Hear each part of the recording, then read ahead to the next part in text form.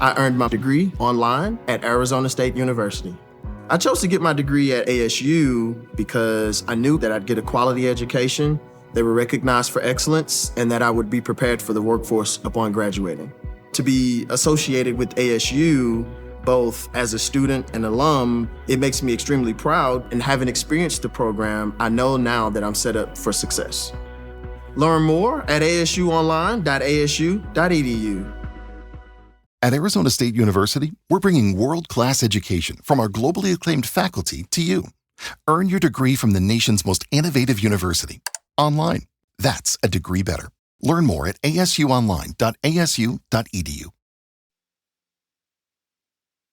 Welcome back, everyone. Today with me again is H-Man, who is off screen. So you're just going to get me on the screen. We had to move him way over there. I'm sure I'm getting picked up on both microphones right now. So we'll see how that goes. Anyway, we are going to go over some reports of Bigfoot. How much do you know about Bigfoot, H-Man? I don't know. All I know is he's just a big monkey-looking thing. Well, okay, we need to brush up our Bigfoot skills.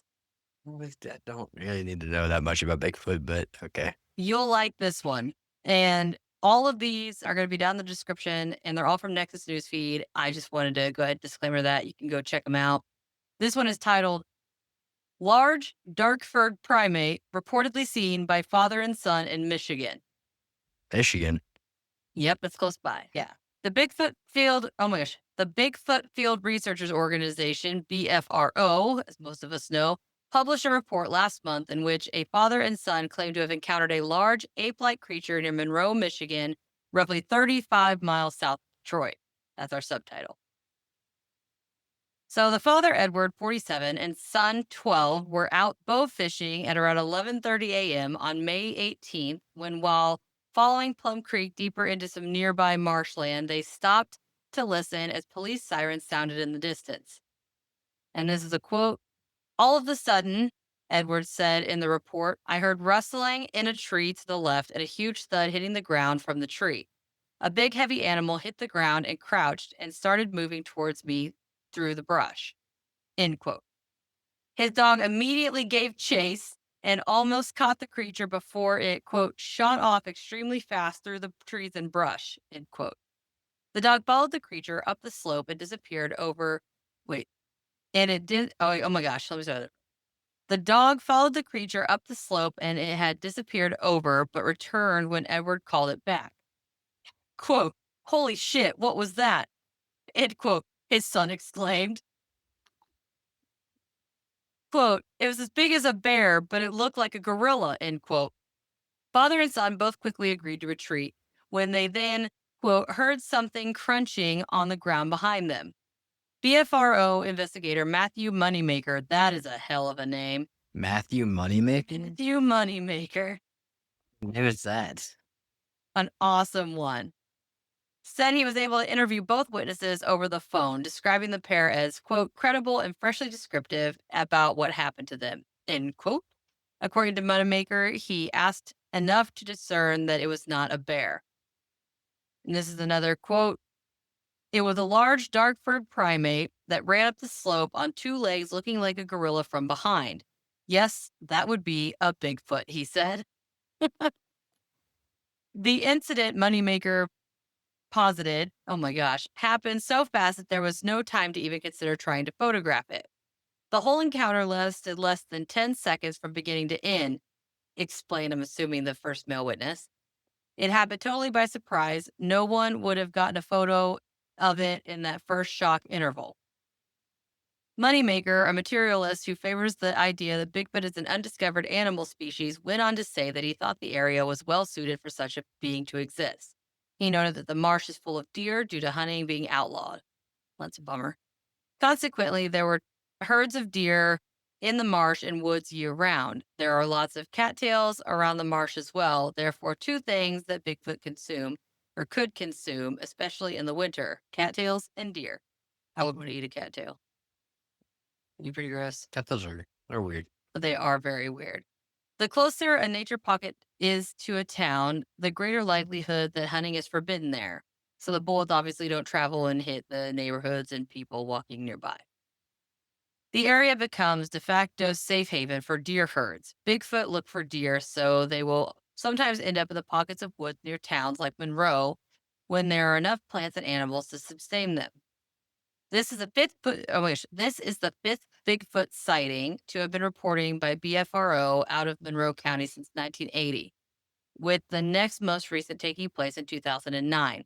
So far, 226 total reports have been submitted in the state of Michigan. And it says at the bottom you can submit these things. This is by Tobias Wayland for TN Investigator. And this came out June 4th. So this is just this just came out. But so essentially, this guy and his son were just walking. Like, what would you do if you were like out walking with Papa and you see this giant monkey ape like creature fall out of a tree and run? I don't know. It's a big monkey looking thing. Would you run? Would you just stop? Would you take a shot? What would you do? I don't know, whatever to get the thing away from it. It was clearly running away already. You ready for the next one? This is going to be very short. All right. Title of this one: Deer hunters encounter Bigfoot near Marias des Signes Refuge, Kansas. We are going to skip over that name whenever I see it. We're just going to call it the Refuge because that is ridiculous. Subtitle: It was definitely a Bigfoot and it was huge. It was around 8 feet tall and covered head to toe in matted, muddy, dark hair. It was reaching into the water and putting whatever it found in its mouth. Quit breathing into the microphone. It says that I received the following account. When I was in high school, my uncle and I would hunt deer in Turkey in eastern Kansas. In 1999, we were near the Refuge, bow hunting for deer in a swampy woodland area. We had been in the same location before and were familiar with the layout. Both of us had portable tree stands overlooking the bottomland. Neat portable tree stand. We had been in our stand for about an hour. It was early morning, and I don't remember the time. My uncle was to the right of me about 50 yards, so we could both see anything moving below. I heard splashing from his direction and noticed him waving at me. The splashing was getting louder. I first thought that it might be a small herd of deer moving my way.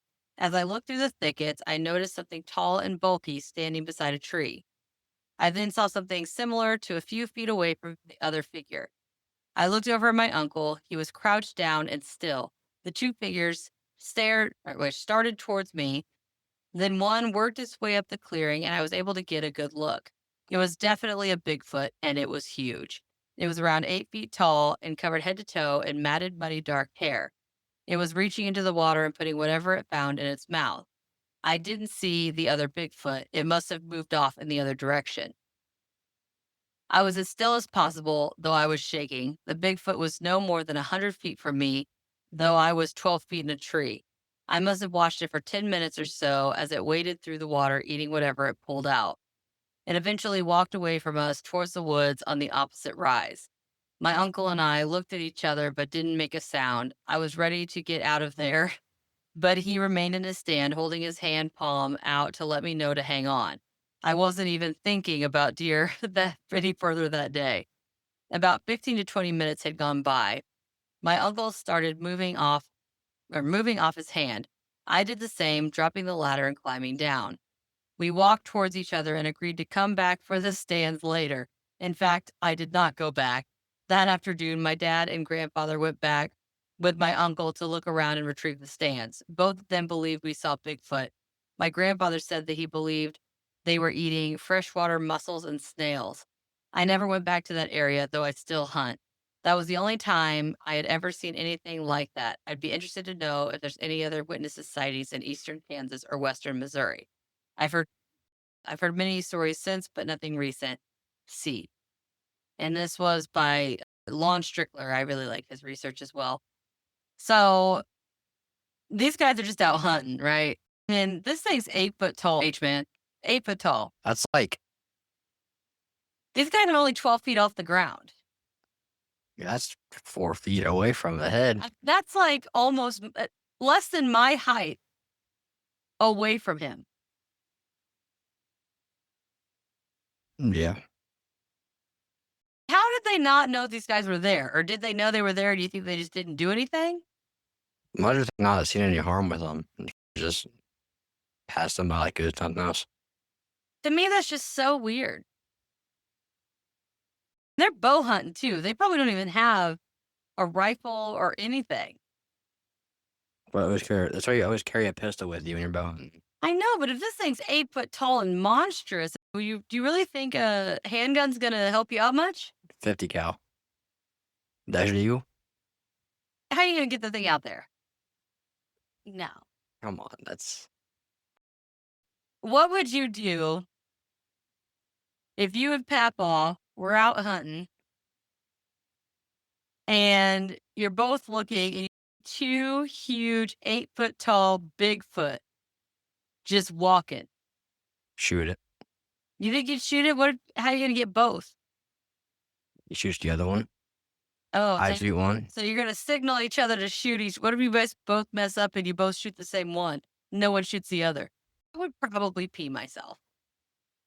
I'd just be confused. I thought it'd look like a big moving tree, basically.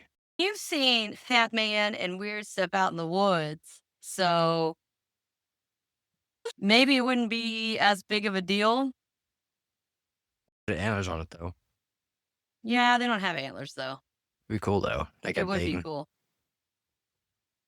But yes, that's the second one in Michigan. No, that one was That's Kansas. Kansas. So we have Michigan, we've got Kansas. Those are pretty close. Kansas isn't too far from us. Michigan. I guess it is. You gotta go Illinois, Missouri, and then Kansas. So I guess That's not that far, right? But it's Yeah. also it's a trip, but it's not too far. It's not like Cali from no, here. that's no joke. All right, so here's the next one.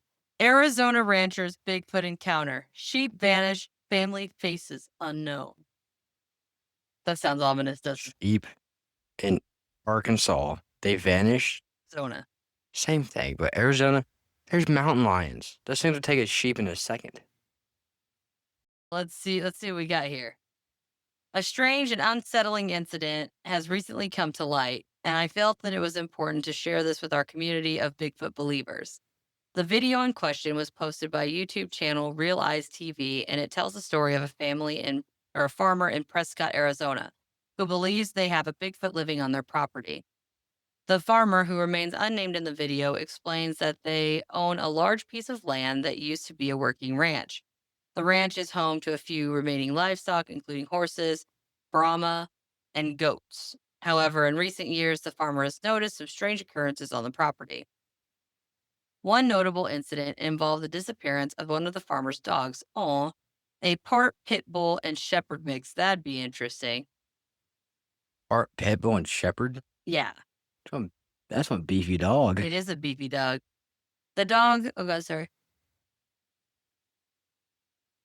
The dog was known for being fearless and was a great watchdog for the lower, oh my gosh, a great watchdog for the lower pasture.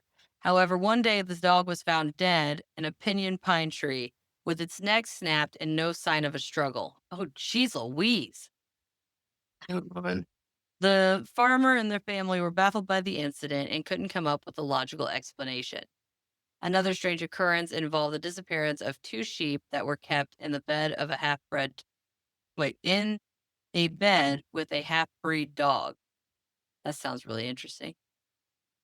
The farmer initially suspected that the previous owner had taken the sheep, but after speaking with them, they realized that was not the case.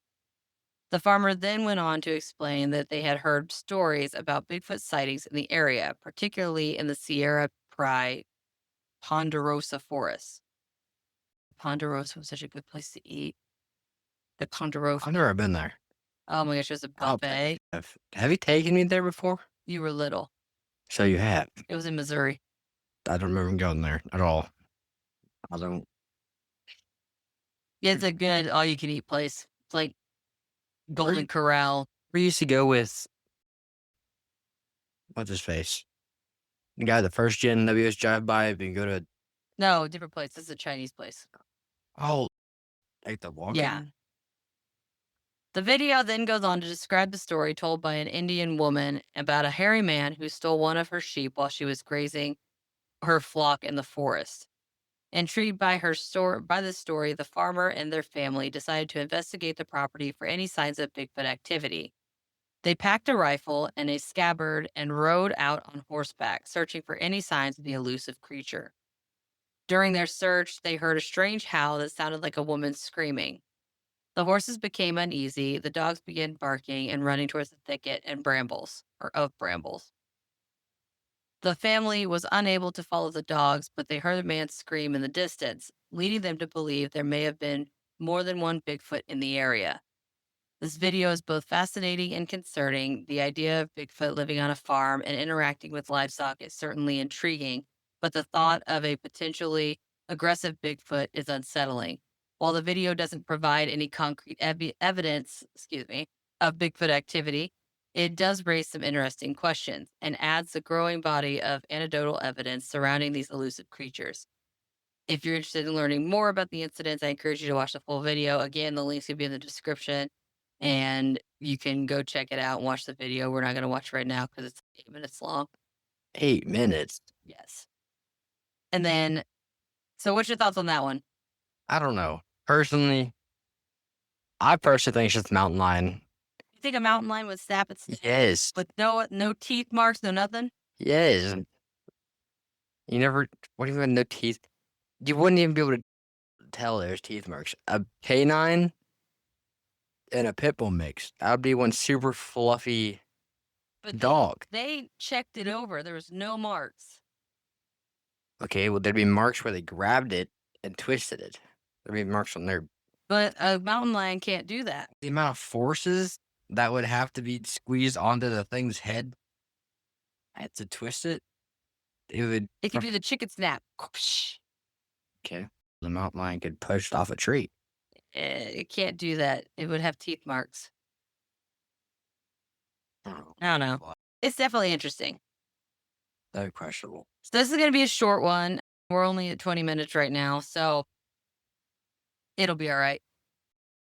But the last one I have here I thought was funny. Washington State fifth graders secure Sasquatch protection for fourth straight year. For the fourth straight year, a Washington State fifth grade class has successfully lobbied a county to pass a resolution protecting Sasquatch. The awesome accomplishment was achieved by students from Lincoln Elementary School in the hometown of Holquam. Was it? Say, I can't see it from here. Yeah, you'll see in a second. The annual endeavor began in 2022 and previously saw the class procure protection for Bigfoot in the state's Gray Harbors, Clallam, and Mason counties. As in past years, the project saw students first research the state's beloved cryptid Bigfoot and then craft a resolution wherein they argued for the creature to be protected in the specific county in 2025's target reportedly being Clark County. In this year's proposal, the class cited legends, sightings, and investigations that had suggested Sasquatch was in the area. The resolution subsequently expressed concern that with an observable annual decrease in cryptid reports, there could possibly be even less sightings if there were no laws set in place in Clark County to protect Bigfoot and keep him safe. Once again, the project proved to be successful as the Clark County Council passed the resolution at a meeting last Tuesday evening. Along with 4 counties that have been successfully lobbied by the fifth grade class over the last 2 years, 2 additional counties previously adopted similar Sasquatch decrees in 1969 and 1992. As such, there remain 33 counties in Washington state that have yet to get on the Bigfoot bandwagon, leaving many more locations for future students to lobby lest someone finally finds Sasquatch. They literally have, and this, by the way, this article is from my friend Tim Banal. Sorry, I was on his show, so I'm pretty excited about it coming out. Sasquatch Crossing. Legit sign. They're protected. You cannot hunt a Sasquatch. They protect the Sasquatch. You cannot hunt a Sasquatch. Legally. You legally cannot hunt them. But We always follow the rules here, folks. unless you're getting attacked. If you're getting attacked, I think you're getting a bullet to the head. At least 3. Yeah, I don't know. Let's see. I wonder how big of a bullet you have to take. I wonder how big of a bullet you'd have to take down a Bigfoot. I don't know. Like, what, like 300 Magnum? Here, none, because you can't shoot them. You can. Self-defense. If it's charging at you, you're telling me right now you would not shoot it because of a law? I don't really just carry a gun with me most of the time. Why? Just don't. But so what do you think about these Bigfoot encounters? It's quite a few. They're all over the board. We got Arizona, we got Kansas, we've got Washington State. I've noticed that they're all around the same area. Not really. Arizona's way over here. Washington State's over here. Kansas is over here. And Michigan's up here. It's like on the same side. There's none in like Maine, New York, Not these ones that I've picked. There's some know. that get reported. I just didn't pick any. but they're still around the same. They are. I did find them all isolated. They popped up on the news feed around the same areas. So I guess there is that, yes. But what do you think? You got anything else to add? No. All right. Well, I guess it's going to be a short one, but we're going to wrap it up. But until next time, everybody, we'll see you.